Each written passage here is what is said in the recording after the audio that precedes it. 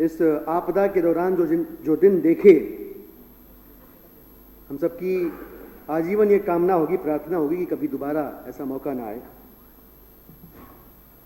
आदरणीय अध्यक्ष महोदय, हम सभी इस सदन के सभी सदस्य अपना ग्रेटिट्यूड शो करते हैं दिल्ली के तमाम फ्रंटलाइन वॉरियर्स के प्रति, दिल्ली के doctors, nurses, paramedic staff, Delhi की सरकार का जो एडमिनिस्ट्रेटिव स्ट्रक्चर है, वो पूरी ढांचागत व्यवस्था,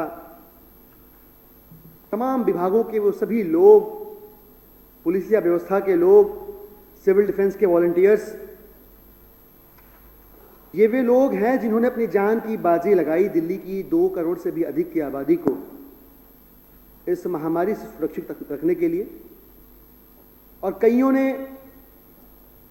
ऐसा करने में, यह सुनिश्चित करने में अपनी जान भी गंवाई, जिसका संज्ञान दिल्ली की सरकार ने लिया।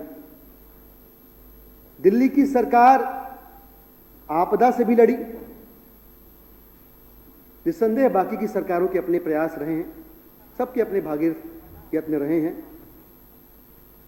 लेकिन दिल्ली की सरकार न सिर्फ आपदा से लड़ी बल्कि उनके साथ भी खड़ी रही जो इस आपदा से लड़ने में दिल्ली की सरकार के साथ खड़े रहे।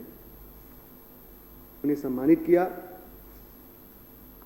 और मुझे लग रहा है कि जिस तरह के कॉम्प्रिहेंसिव एफर्ट्स दिल्ली की गवर्नमेंट द्वारा किए जा रहे थे, इसके समानांतर कोई ऐसी सरकार पूरे देश में नहीं आई कि जो रोजाना लगभग 1 मिलियन लोगों को, 10 लाख लोगों को खाना खिला रही हो। और सबसे अच्छी बात हमारे देश की ये रही कि यहां सिर्फ सरकारों ने काम नहीं किया, इस आपदा से लड़ने में सिविल सोसाइटी ने, एनजीओज ने, चैरिटी ऑर्गेनाइजेशंस ने, सबने अपनी भूमिका सुनिश्चित की। उनमें से कई सारी संस्थाओं का जिक्र हमारे इस सदन के पटल पर हमारे सम्मानित साथियों ने किया। मैं अपनी विधानसभा की बात करूं, 20,000 से भी ज्यादा प्रतिदिन मील्स सरकार की ओर से थे, तो वहीं लगभग 7,500-8 हजार मील्स वहां जो निरंकारी मिशन है उसकी तरफ से खिलाए जा रहे थे। इन सब के प्रति हम अपना आभार व्यक्त करते हैं। एक और काम हुआ इस आपदा के दौरान।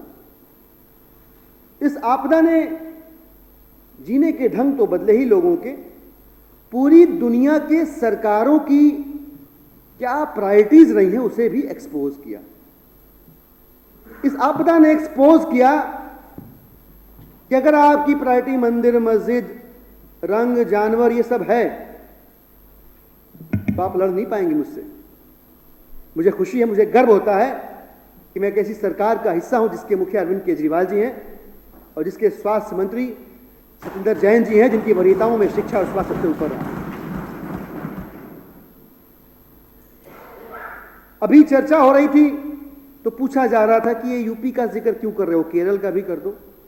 बिल्कुल होना चाहिए, क्योंकि केरल और दिल्ली यही तो वे 2 राज्य हैं जिनका जिक्र पूरी दुनिया में किया जा रहा है। किस लिए? कि कोरोना से लड़ना है तो इनसे सीखो, इन 2 राज्यों से। एक दौर हुआ करता था कि हम लोग उदाहरण दिया करते थे कि टेक्नोलॉजी सीखनी है तो जापान से सीखो, इंटेलिजेंस सीखनी है तो जर्मनी से सीखो, इलेक्ट्रॉनिक्स में नया क्या आया है अमेरिका से सीखो। आज अमेरिका कहता है प्लाज्मा थेरेपी कैसे करनी है दिल्ली की सरकार से सीखो, अरविंद केजरीवाल से सीखो, सत्येंद्र जैन से सीखो। यह बदलाव हुआ है। क्यों? क्योंकि सरकार की प्रायोरिटीज सही रही। कहा जा रहा है कि अरे क्या बात कर रहे हो, यूपी की बात क्यों कर रहे हो। भारतीयता के मायने क्या है कि अगर पीड़ा पश्चिम बंगाल को हो तो पंजाब तक वो दर्द की लहर पहुंचे, तकलीफ जम्मू कश्मीर में हो तो कन्याकुमारी तक वो आभास हो कि नहीं पीड़ित हैं हम। भारतीयता के मायने क्या? यही भारतीयता के मायने। वरना तो हम सारे अपने अपने प्रदेशों की सीमाओं में बट कर रह जाए, हिंदुस्तान खो जाएगा। भारतीयता के मायने यही है। और माननीय अध्यक्ष महोदय, बड़ी जिम्मेदारी से कह रहा हूं, मेरी अपनी विधानसभा के ऐसे सैकड़ों हजारों लोग आए, इनका अपना छोटा सा मकान उत्तर प्रदेश में, छोटी सी झोपड़ी उत्तर प्रदेश में, छोटा सा घर उत्तर प्रदेश में, यहां वो आए हैं, अपनी मेहनत से अपनी किस्मत लिखने की कोशिश कर रहे हैं, लेकिन पीछे जो छोड़ आए हैं उसकी सुरक्षा को लेकर चिंतित हैं। वो कह रहे हैं हमसे, लगातार कह रहे हैं कि अगर कोई बीमार पड़ जाएगा तो दिल्ली में एडमिशन करवा दीजिएगा ना, वहां तो मर जाएगा। इसलिए मन में तकलीफ होती है, पीड़ा होती है। उस पीड़ा से यह सवाल उपजता है कि जब मोदी जी ने कहा आपदा को अवसर में बदलो, तो इसको पॉजिटिवली क्यों नहीं लिया गया? क्यों नहीं हम जैसे लोग इस बात को समझ पाए और उत्तर प्रदेश की सरकार समझ गई कि कैसे अपने आप को राष्ट्रभक्ति का, देशभक्ति का सबसे बड़ा तमगा देके पहली कतार में रखने वाली सरकारें चाइनीज कंपनी से हेमेटोलॉजी एनालाइजर खरीदती हैं दुगने तिगने दामों में। यह हम नहीं समझ पाए महोदय, हम नहीं समझ पाए, लेकिन उत्तर प्रदेश की सरकार समझ गई। सिलसिलेवार ढंग से कागजातों के साथ सौरभ भारद्वाज जी ने बताया कि उत्तर प्रदेश के अंदर कोरोना जैसी आपदा को भ्रष्टाचार के माध्यम से अपनी जेब भरने का अवसर बना लिया सरकार ने। और जब यह मामला उठा तो 3 आईएएस अफसर की एक कमेटी बना दी जांच करने के लिए। वाह, मतलब योगी जी का अगर भ्रष्टाचार है तो उन्हीं के द्वारा नियुक्त किए गए 3 आला अधिकारी जो है पूरे 1,10,000 गांव, 59,000 ग्राम पंचायत और 12,000 वार्ड के अंदर जांच करके योगी जी के अधिकारी योगी जी को कटघरे में खड़े कर देंगे। किसको बेवकूफ बना रहे हैं? किसको बेवकूफ बना रहे हैं हम?